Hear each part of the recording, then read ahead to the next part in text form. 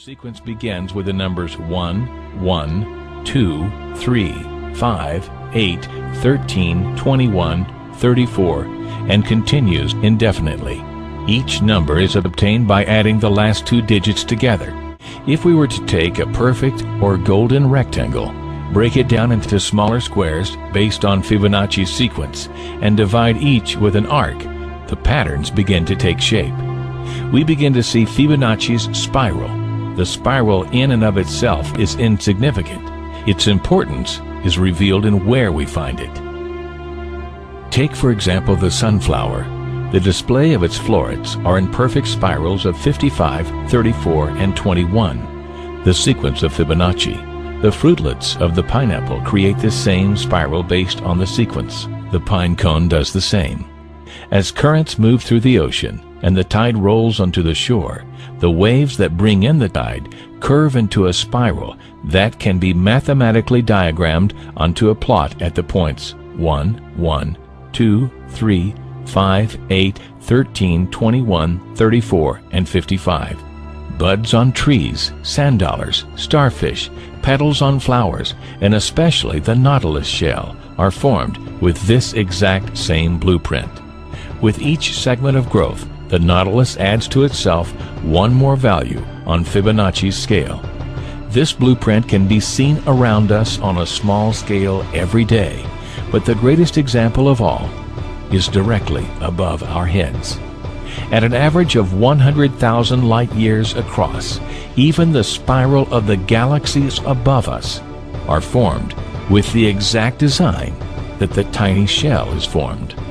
This sequence, or blueprint, appears to be the trademark of a designer. What is Allah? Allah, from the Islamic perspective, means the God, the absolute, indivisible God. The Holy Quran says, Qul huwa Allahu ahad. Say God is unique, one.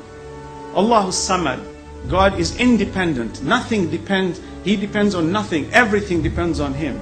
Lam yalid. He does not beget, nor is He begotten, nor is He born. This absolute God has no frame of reference.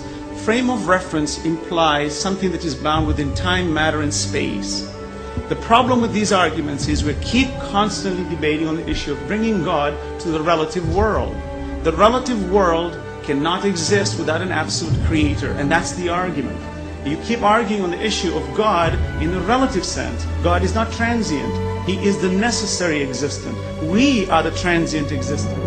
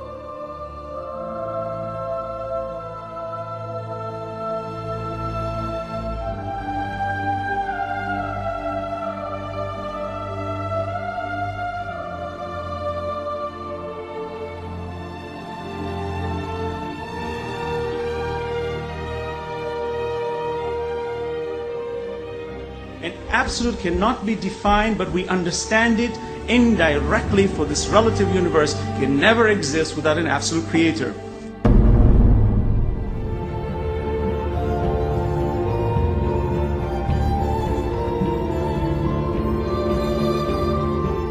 And the Holy Prophet Muhammad is made to say, Qul huwa Allahu ahad. Say, He is God, the one and only. He said, ahad, one and only. Jesus said, Ikhad, meaning one and only. Moses said, Ikhad, meaning one and only. What is the difference? It's the same word, meaning the same thing.